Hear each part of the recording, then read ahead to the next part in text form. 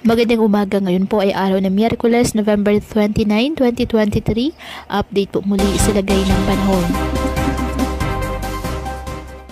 Ayon sa Pag-asa, nakaka-apekto pa rin ngayon ang northeast monsoon sa northern Luzon at mga localized thunderstorms at easterlies naman ang nakaka-apekto sa nalalabing bahagi ng ating bansa. Sa ngayon, wala pong bagyo o low pressure area na minomonitor sa loob ng ating PAR na maaaring makaapekto sa lagay ng panahon.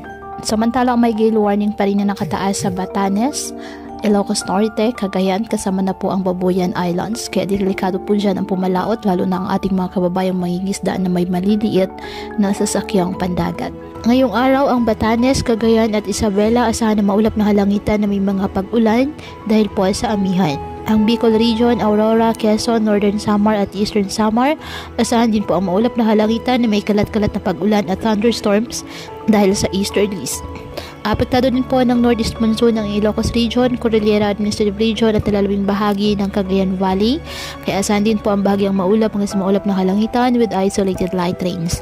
At ang nalalabing bahagi ng bansa kasama ng Metro Manila, bahagyang maulap hanggang sa maulap na halangitan with isolated rain showers or thunderstorms. Kaya po patuloy po natin na pinag-iingat ang ating mga kababayan sa banta ng mga pagbaha at pagguho ng lupa at ugaliin po na magdala palagi ng payong o kahit anong panangga sa ulan kapag lalabas ng ating mga tahanan. At yan po muna ang update sa lagay ng panahon ngayong araw.